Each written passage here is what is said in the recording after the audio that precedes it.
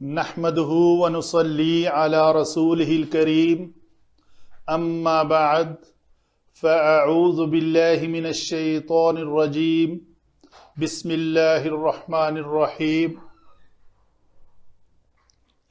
ثلاثی مزید فیہ کے ابواب کی خصوصیات ہم نے ایکسپلین کی تھیں،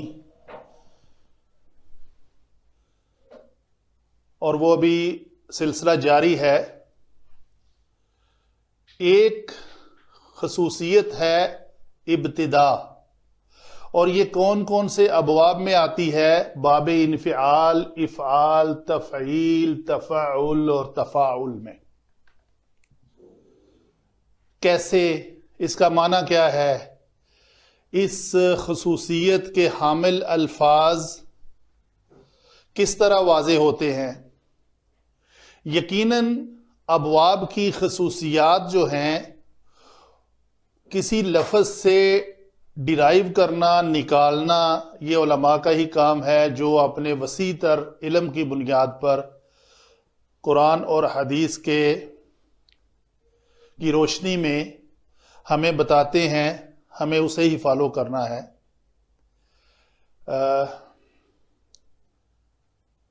یہاں پہ میں ایک بات واضح کرتا چلوں، میرا جو پچھلا لیکچر ہے اس میں باب تفاعل میں تبارک کا لفظ کا میں نے مشارکت کا لفظ استعمال کر دیا تھا، جو کہ غلط ہے، وہ نہیں ہونا چاہیے تھا، میں رجوع کرتا ہوں اس سے۔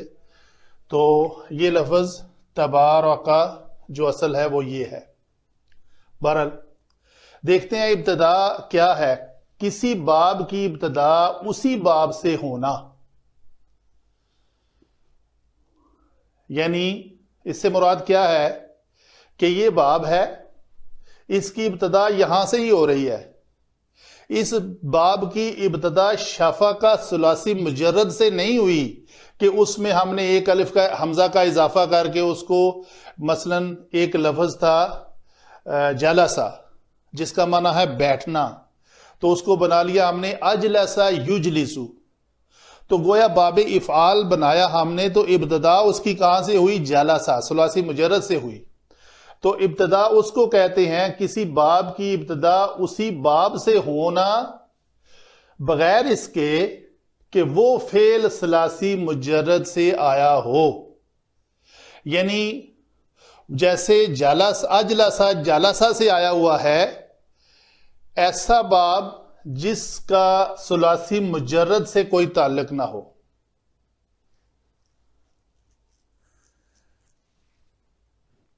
یا دوسری بات، وہ معنی جو اس باب میں لیے جا رہے ہوں ثلاثی مزید فی میں، وہ معنی ثلاثی مجرد میں نہ ہوں۔ دوبارہ پڑھتا ہوں، وہ فعل ثلاثی مجرد سے آیا ہو بغیر اس کے، یعنی ثلاثی مجرد سے نہ آیا ہو، اور اگر آیا ہو تو وہاں وہ معنی نہ ہوں جو ثلاثی مزید فی میں ہے۔ دیکھتے ہیں کیسے۔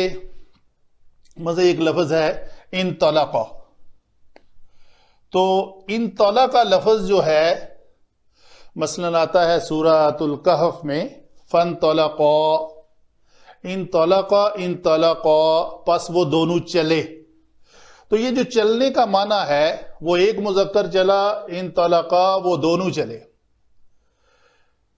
تو جلسہ اجلسہ کی طرح یا قطع انقطع کی طرح اس طلقہ کا لفظ ثلاثی مجرد میں معنی ہے تو صحیح، لیکن کوئی اور معنی ہے، طلاق دینا معنی ہے، علم الولادہ اس کا معنی ہے، مختلف معنی موجود ہیں ڈکشنری میں، لیکن اس کا ان چلنے کے ساتھ کوئی تعلق نہیں ہے۔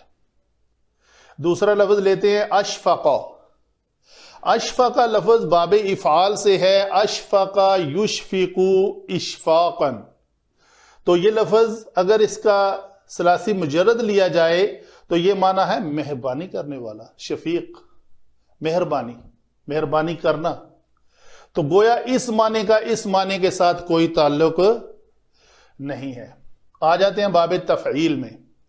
باب تفعیل میں کلمہ کا معنی ہے اس نے کلام کیا، تو یہ لفظ ایسا نہیں ہے کہ جیسے لفظ ہے قاتلہ. قاتلہ کا معنی ہے اس نے قتل کیا. قتل، قتل، قاف پر اور تا پتلا، تو موٹا ہو جائے گا، تو بن جائے گا. تو بے دردی سے قتل کرنا، قتل کرنے میں مبالغہ ہے.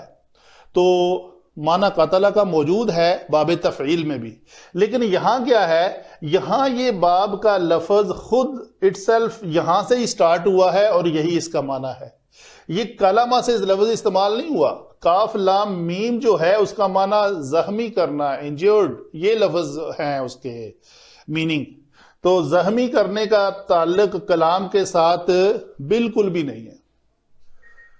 آگے چلتے ہیں باب تفاعل میں بھی. تکلم یتکلم ولا یتکلمون الا من اذن له الرحمن وقال صوابا ذلك اليوم الحق.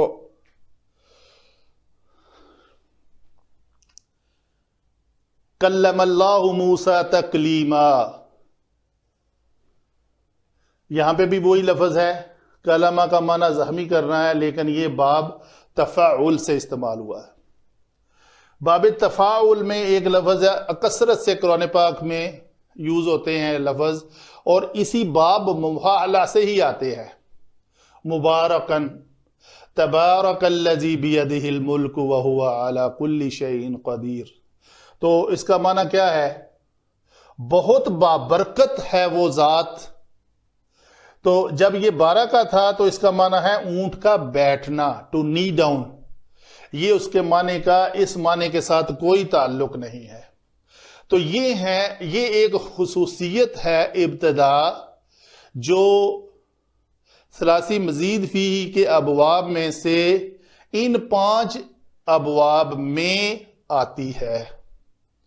تو یہ بات بتانے کا مقصد کیا ہے کہ جو ہمارے ذہن میں بیٹھا ہوا ہے کہ ہر باب کا ایک روٹ ورڈ ہوتا ہے جو ثلاثی مزید فیہ کے ابواب ہوتے ہیں، ان میں سے مجرد کے ساتھ ایک حمزہ کا اضافہ کر لیا جاتا ہے، مجرد میں عین کلمہ کو مشدد کر لیا جاتا ہے. تو پھر ہم ڈھونڈتے ہیں معنی کلمہ، کلمہ، وہ نہیں معنی ملتا. تو یہ چیز جو ہے نا، یہ آج آپ کو ابتدا کی خوبی سے اس بات کا پتہ چل جائے گا. اچھا، دوسری بات، ابھی نیکسٹ سوال یہ ہے کہ تفعیل اور تفاعل میں کیا فرق ہے؟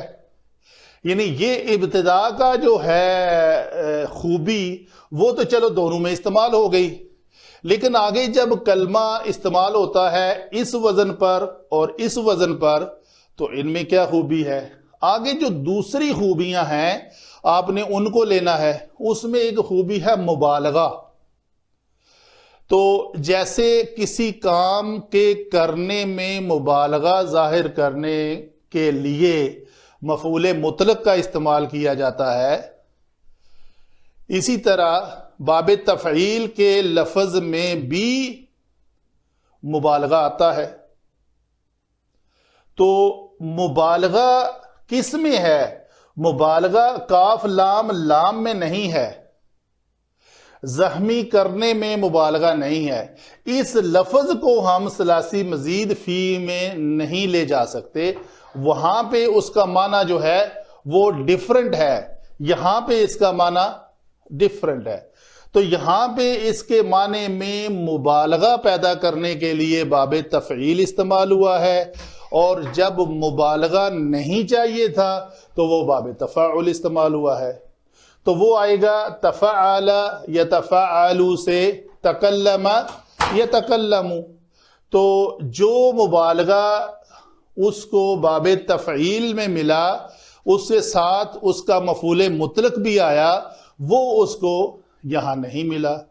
کہیں ممکن ہے کہ کسی کو لفظ کو وہ متعدی ہے تو اس کو لازم بنانے کے لیے ہم لے جاتے ہیں اس کے اوپر باب تفاعل کے اوپر، لیکن ہر جگہ کے اوپر یہ پاسبلٹی نہیں ہے. موقع محل کے مطابق ہمیں پتہ چلے گا کہ اس باب میں کون سی خوبی استعمال ہوئی ہے.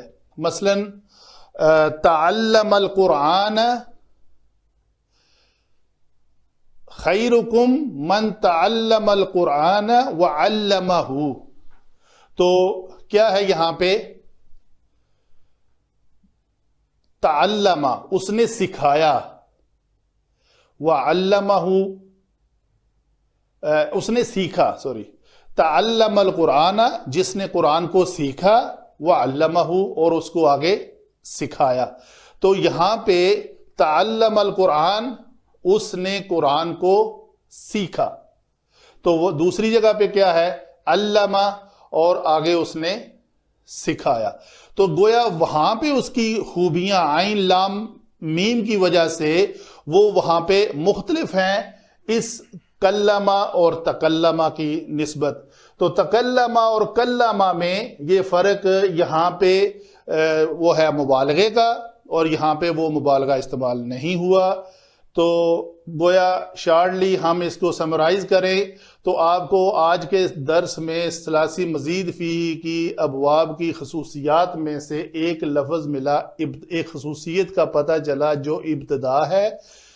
اور یہ ابتدا کیا بتاتی ہے کہ ثلاثی مزید فیہ کے میں استعمال ہونے والے ثلاثی مجرد کے کلمات کا معنی ثلاثی مجرد میں مختلف ہے جو ثلاثی مزید فیہ میں استعمال ہوئے ہیں. وما علینا الا البلاغ.